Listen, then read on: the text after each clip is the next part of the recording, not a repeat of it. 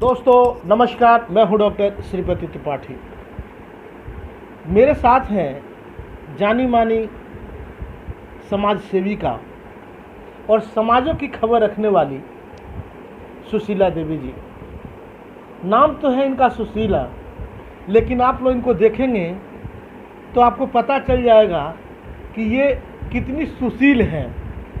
आप लोग जनरली देखते होंगे कि लोग कुर्सी पे बैठते हैं तो अपना पाँव नीचे रखते हैं, लेकिन इनको देखिएगा तो ये सोफा पे बैठ के देखिए, देखते हुए चोरी करते हुए नीचे तुरंत उतर गई हैं। और मैं इनके बारे में बता दूं, देखिए सुशीला जी आप सभी लोगों को आशीर्वाद दे रही हैं। आशीर्वाद का हाथ आपका इससे खड़ा होना चाहिए। आशीर्वाद दीजिए सभी लोगों को। देखिए ये जो है महाराष्ट्र के जो आरएसएस वाले थे, क्या नाम उनका, बाल ठाकरे के जैसा, ये अपना हाथ उठा रही और सबको आशीर्वाद दे रही हैं। नाम है इनका सुशीला, लेकिन सब्जी बनाती हैं बहुत टाइट। सब्जी में इनको सब खाएंगे, लेकिन लहसुन प्याज जो है एकदम वर्जित है। लेकिन जब लहसुन प्याज खाती थी तो लहसुन का गर्दा उड़ा देती थी। लहसुन प्याज चटनी भोजन बड़ा तीखा और बड़ा तेज बनाते थे। आज मैं इनके बारे में बता दूं, इनकी बुद्धि कितनी कुशाग्र है और कितनी तीक्ष्ण है कि ये बोलती हैं कि मैं भिखारी को भी एक दाना नहीं दे सकती। और कभी बोलेंगी ना मैं तो सबको इतना कपड़ा दे दी हूँ, इतना खिलाई हूँ। कोई अपना आदमी 5 दिन आके खाने लगे तो इनको हेडेक हो जाता है। तो अन्न दान तो कीजिए ही, बुद्धि दान भी स्वच्छ रखिए, बुद्धि दान कीजिए। आप खिला के पिला के लोग को दे के अपनी बुद्धि को भ्रष्ट कर रही हैं। दे के कथा में नहीं गाइए। भगवान आपको क्षमता दी है, लोगों को खिलाइए, लोगों को बांटिए। राजा महाराजा बड़े लोग सब कोई अपने शक्ति से दान उपदान करते हैं। दान का कई रूप है, दान का कई स्वरूप है। कोई जो दान गंगा में करता है, कोई ब्राह्मणों को खिलाता है, कोई अन्न का दान करता है।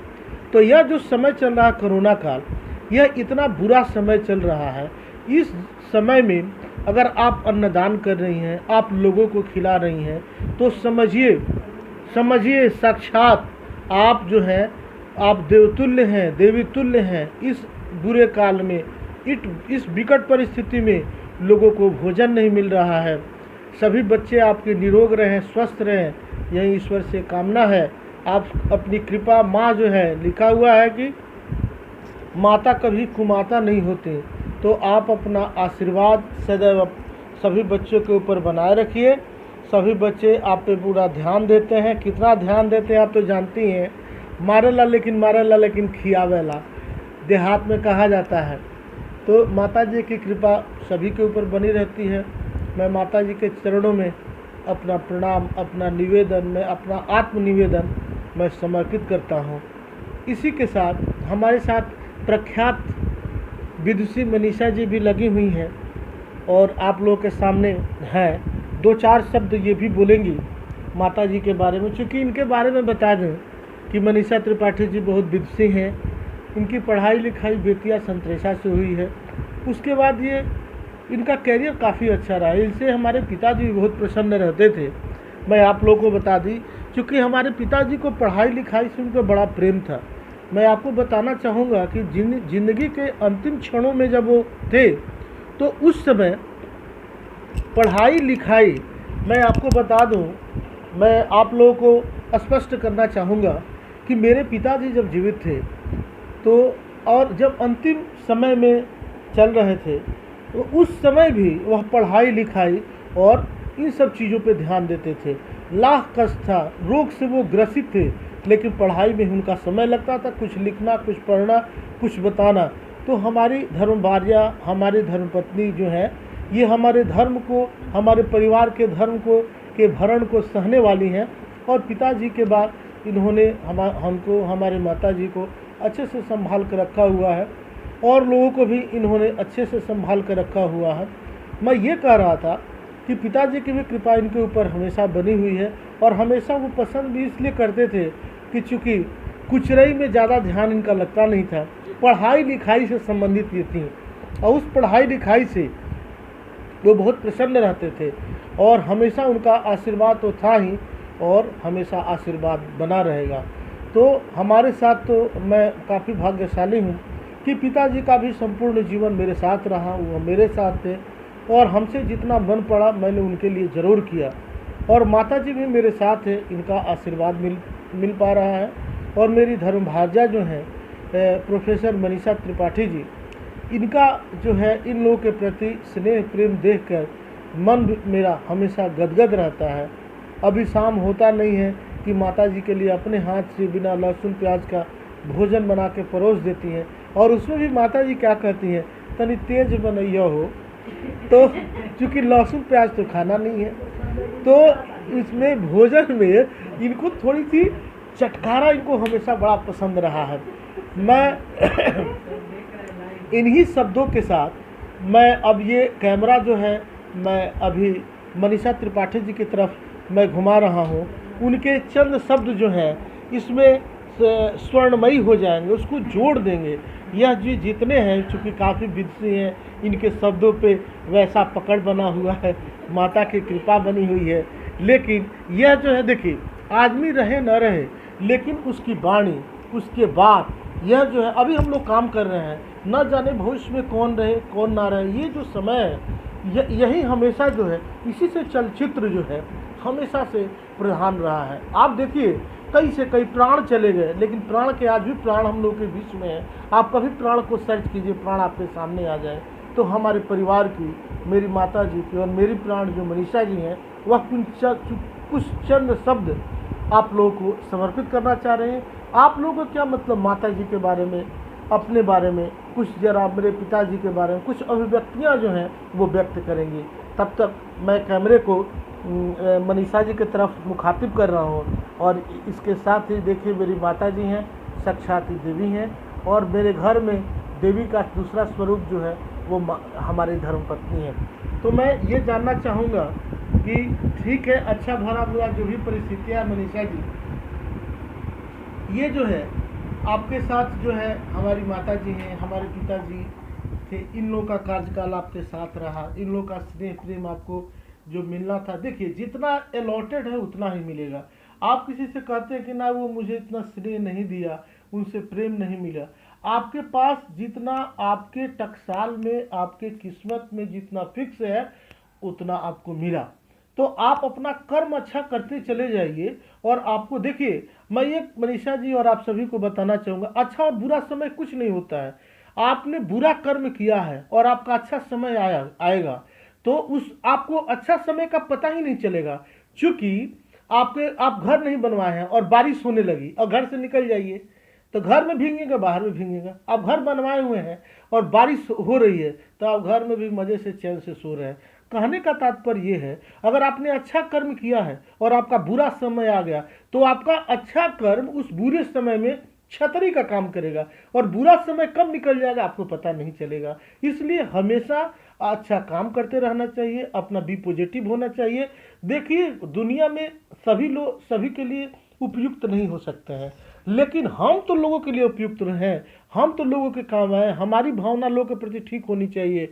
भगवान का, परमात्मा का अंश है मेरा आत्मा, तो मेरी आत्मा सभी के प्रति सही रहे, मैं सभी के प्रति अच्छा जो आप करते भी रहती हैं तो सभी के प्रति हमारा स्नेह प्रेम बरकरार रहे।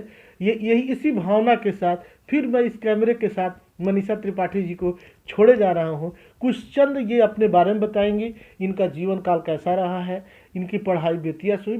मैं बता रहा था कि चूँकि इनकी पढ़ाई बेतिया संतरेसा से हुई है और संतरेसा से बाद ये पटना यूनिवर्सिटी में चले गए। पटना कॉलेज में इन्होंने वहाँ से इंटरमीडिएट किया, वहाँ से ग्रेजुएशन किया और उसी यूनिवर्सिटी से मगध यूनिवर्सिटी से शायद इन्होंने पोस्ट ग्रेजुएट किया। क्या मैं ठीक बोल रहा हूँ? हाँ, उसके बाद मैं बताना चाहूँगा कि मगध यूनिवर्सिटी से इन्होंने एमएड किया, मगध यूनिवर्सिटी से भी इन्होंने बीएड किया, मगध यूनिवर्सिटी से भी ये इनरोलमेंट है, पीएचडी कर रही हैं। तो हमारे सामने would be doctor Manisha Tripathi ji जो हैं, ये आप लोगों से कुछ चंद अपने बारे में बताएंगी। काफ़ी विदुषी हैं, काफ़ी हम्बल हैं, गलत इनको बर्दाश्त नहीं होता है। जैसे आप देखिए कि स्पंज का नेचर है, सभी चीज़ का अपना नेचर होता है। गलत आदमी है ना, मुर्दा के ऊपर जितना मिट्टी रखिएगा उसको कुछ असर नहीं होगा। जिंदा आदमी को खोदिएगा वो कूद जाएगा। मतलब जो सही आदमी है, मतलब मैं बता रहा था कि स्पंज के ऊपर आप बैठिएगा तो दब जाएगा, हटिएगा तो उठ जाएगा। स्प्रिंग के ऊपर लात रखिएगा और छोड़िएगा तो उछल जाएगा। मतलब सही जो आदमी है उसको गलत छेड़िएगा तो आदमी उछल ही जाएगा। तो इनका नेचर भी बिल्कुल स्प्रिंग के जैसा है, टीन के जैसा है। टीन का नेचर क्या है, वो धूप आएगा तुरंत ठंडा हो जाएगा, धूप आएगा वह तुरंत ठंडा हो जाएगा। नहीं, आप लोग हम बोल रहे सुने, धूप आएगा तो वो गर्म आएगा और थोड़ा सा छांव आएगा तो ठंडा आ जाएगा। तो आदमी का व्यक्तित्व भी ऐसा होना चाहिए। गुस्सा, प्रेम, माता में पिता में सब चीज़ रहता है। माता पिता स्नेह देते हैं, प्रेम देते हैं, मारते हैं, पीटते हैं, दिशा देते हैं। तो पत्नी भी एक माता की स्वरूप है, तो माता का कई रूप है। तो इसलिए हम इन चंद शब्दों के साथ मनीषा जी को छोड़े जा रहे हैं। वो कुछ अपने ओजस्वी शब्दों से कुछ, ये चूंकि ये रिकॉर्ड हो जाएगा सदा के लिए, आपकी वाणी यहाँ पे बिल्कुल रिकॉर्ड हो जाएगी। कुछ चंद शब्द आप अपने बारे में बताएं, अपने परिवार परिजनों के बारे में बताएं, और हमारे बारे में, परिजनों के बारे में दो चार शब्द खट्टा मीठा शेयर करेंगे तो अच्छा रहेगा, यह जीवंत रहेगा। जी मनीषा जी, अब आप लोग के सामने।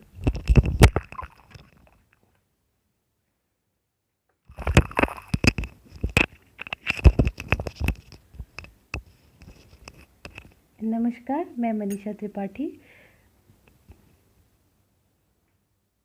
मुझे अपने परिवार के बारे में बताने के लिए श्रीपति जी आग्रह कर रहे हैं। तो मेरे माता पिता, मेरे ससुर, मेरे पिता पंडित श्री उमेश्वर त्रिपाठी जी, जिन्हें मैं बाबूजी बुलाती थी,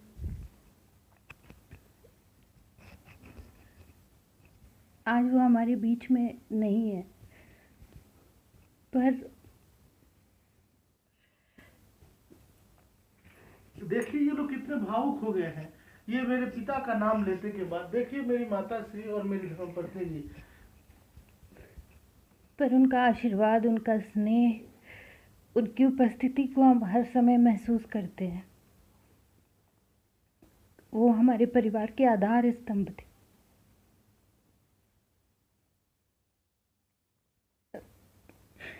मैंने महसूस किया है कि लोग कहते हैं बाप बाप होता है, बाप के नहीं रहने के बाद मैं तो बिल्कुल बाप बाप कर रहा हूँ। अब इन मनीषा जी ने अपने इन शब्दों से ही ये इनका जो शब्द हुआ, आंखों से जो आंसू निकले, ये बयां कर रहे हैं कि उनके प्रति अपना स्नेह, उनके प्रति अपना समर्पण ये कितना है। वो हमारे परिवार के आधार स्तंभ थे और उनके जैसा विराट व्यक्तित्व का व्यक्ति होना, शायद मैं ये कहना चाहूँगी कि असंभव सा प्रतीत होता है। अगर उनकी आशीर्वाद के फलस्वरूप हम लोग उनके कुछ गुणों को भी अपने आप में समाहित कर पाएँ तो ये हमारे लिए बहुत गौरव की बात होगी। वो हमारे बहुत बड़े प्रेरणा स्रोत भी थे।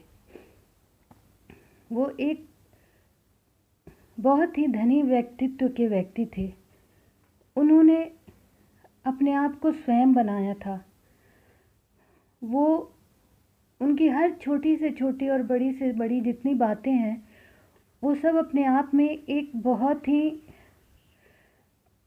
बड़ा हम लोगों के बीच में उदाहरण है, जिससे हम चाहें तो बहुत शिक्षा ले सकते हैं। हम बहुत सीख सकते हैं उनकी जीवनी से कि उन्होंने कैसे हर परिस्थिति में अपने आप को सबल रखते हुए और अपने आप को बहुत ही एक समाज में अपना एक स्थान बनाया। हम सभी बच्चे हमेशा उनके चरणों में अपना शीश झुकाते हुए और उनके आशीर्वाद के लिए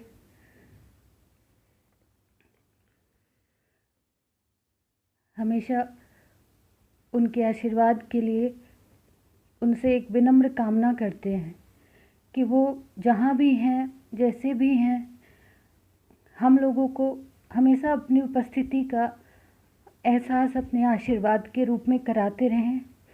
आज हम लोग जो भी हैं सिर्फ और सिर्फ उनकी ही देन है। उन्होंने हमें सींचा है, हमें बनाया है, और उनका आशीर्वाद साथ रहेगा तो ज़रूर हम भी उनके जैसे एक अच्छे व्यक्ति के रूप में समाज में अपना उदाहरण प्रस्तुत करने का प्रयास करेंगे। उनके नहीं रहने के बाद हम लोग माता जी में ही उनका स्वरूप देखते हैं, और हमारी माता जी हम लोगों के लिए अभी माता और पिता दोनों के रूप में विद्यमान हैं। हम लोग माता जी को माई बुलाते हैं प्यार से, और बाबूजी को बाबूजी ही बुलाया करते थे। तो माई ही अब माई बाबूजी दोनों हैं।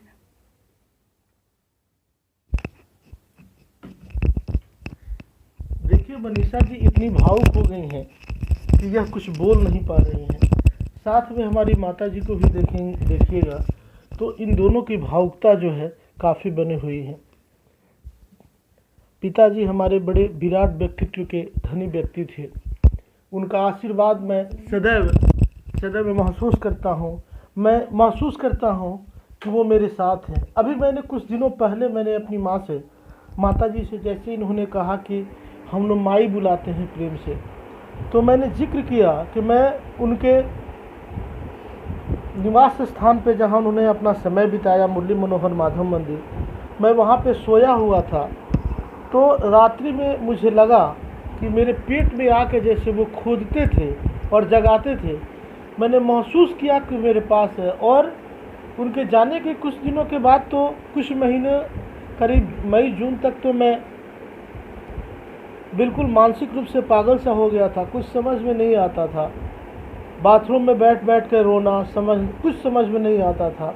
लेकिन मुझे महसूस हुआ कि वो तो गए नहीं, वो मेरे साथ हैं और दिशा निर्देश वो देते हैं कि तुम ऐसे करो, तुम वैसे करो, और वो मेरे साथ हमेशा बने रहते हैं। उनका स्नेह, प्रेम और आशीर्वाद हमेशा मेरे साथ है।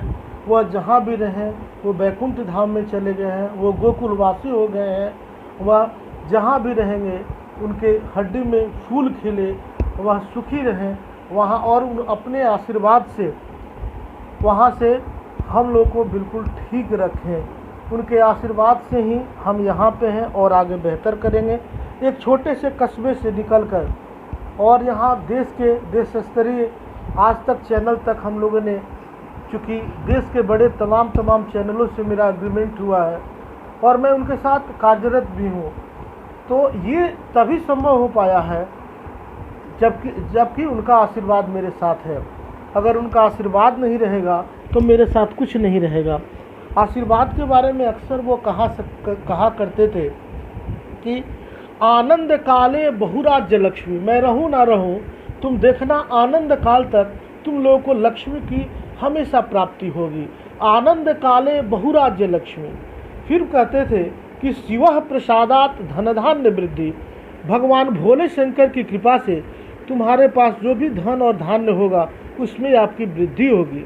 उसके बाद वह बोलते थे, आशीर्वाद का तीसरा रूप होता है वह वकार शत्रु ही विनाशकत्वम। उनके आशीर्वाद से जितना भी आकार और विकार है, मैं आकार विकार के बारे में बताना चाहूँगा। जैसा उन्होंने बताया है, आकार विकार मतलब शरीर में आपके कोई रोग हो या आपके प्रत्यक्ष या परोक्ष कोई भी शत्रु हो, किसी भी प्रकार का अगर शत्रु आपके पास बना हुआ है तो उसका नाश निश्चित रूप से हो जाए।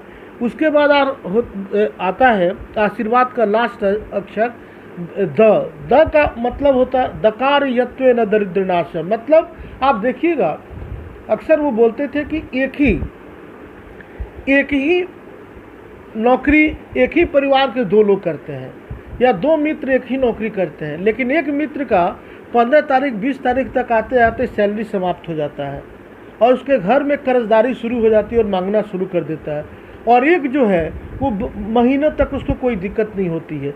मतलब ये है कि उसके घर में लक्ष्मी के जगह पे अलक्ष्मी का वास हो गया है, इसलिए उसके घर से लक्ष्मी जो है वह चिरकालीन लक्ष्मी का वास हो और अलक्ष्मी का नाश हो। इसलिए अक्सर जो है वो हम लोग को आशीर्वाद देते थे, और मुझे महसूस होता है कि उनके जाने के बाद भी मुझे हमेशा उनका आशीर्वाद प्राप्त होता है। अक्सर वो कहते थे कि गीता का श्लोक है कि अधर्मेण एधते तावत ततो भद्राणि पश्यति। मतलब वो कहते थे कि अधर्मेण एधते तावत ततो भद्राणि पश्यति ततः सपत्नानि जयतु समूलस्तु विनश्यति। मतलब वो कहते थे कि गीता का श्लोक है कि अधर्मी, कुकर्मी, पापी दिन दुनी रात चौगुनी बढ़ता है, तो आप ये न समझे कि उसकी बढ़ोतरी हो रही है। अधर्मी प्रयास करेगा बढ़ने के लिए, अधर्मी प्रयास करेगा काम करने के लिए, अधर्मी कुकर्मी गलत काम करेगा, लेकिन आपको लगेगा कि उसकी बढ़ोतरी हो रही है। लेकिन वो गीता में कहा गया है, अक्सर मैंने अपने पिता के मुख से सुना है कि समूलस्तु विनश्यति। मतलब जो अधर्मी है, जो कुकर्मी है, उसका समूल का नाश हो जाता है। तो निश्चित रूप से अगर जीवन में कुछ बेहतर करना है तो आप गलत न करें, सही रास्ते पर रहें, आपका आत्मा आपके साथ रहे। अक्सर वो कहते थे कि गुरु पत्नी, राजपत्नी, देव पत्नी तथा वधु, पितरो स्वसा शिष्य, पत्नी भृत्य पत्नी च मातुले, पितृपत्नी भ्रातृपत्नी। कहते थे कि पितृपत्नी, भ्रातृपत्नी, स्वभृष्य भगनी सुता, गर्भधात्री खट देवी च पुंस खोड़स मातरः। मतलब गुरु की पत्नी, राजपत्नी, देवपत्नी, पुत्रवधु, माता की पत्नी, पिता की बहन, शिष्य पत्नी, भृत्य पत्नी, नौकर की पत्नी, मामी, पिता की पत्नी, माता और विमाता, चूँकि पिता अगर दूसरी भी शादी कर लिए हों तो वो भी, भाई की पत्नी, सास, बहन, बेटी, गर्भ में धारण करने वाली जन्मदात्री तथा इष्ट देवी। ये जो है ये पुरुष की 16 माताएं हैं। कभी इन्हें रुष्ट नहीं करना चाहिए, कभी इनके साथ गलत व्यवहार नहीं करना चाहिए। तो इनका आशीर्वाद हमेशा हमारे ऊपर बना हुआ है और हम लोग भरसक प्रयास करते हैं कि अपनों को बेहतर रखें, आप लोगों के साथ ठीक रहे, और उम्मीद करते हैं कि माता जी का भी आशीर्वाद आप सभी को मिले। इन्हीं कामनाओं के साथ मैं फिर अगले वीडियोस में आप लोगों के साथ उपस्थित होऊंगा। तब तक के लिए मैं अपने पिता के तरफ से आप सभी को आशीर्वाद और अपने तरफ से आप सभी को सादर प्रणाम, चरण स्पर्श, चरण बंदन। आप सब इस कोरोना काल में स्वच्छ रहें, निर्मल रहें, सरकार के द्वारा दिए गए लॉकडाउन का ध्यान रखें, सुरक्षित रहें। इसी कामनाओं के साथ वंदे मातरम, जय माता दी।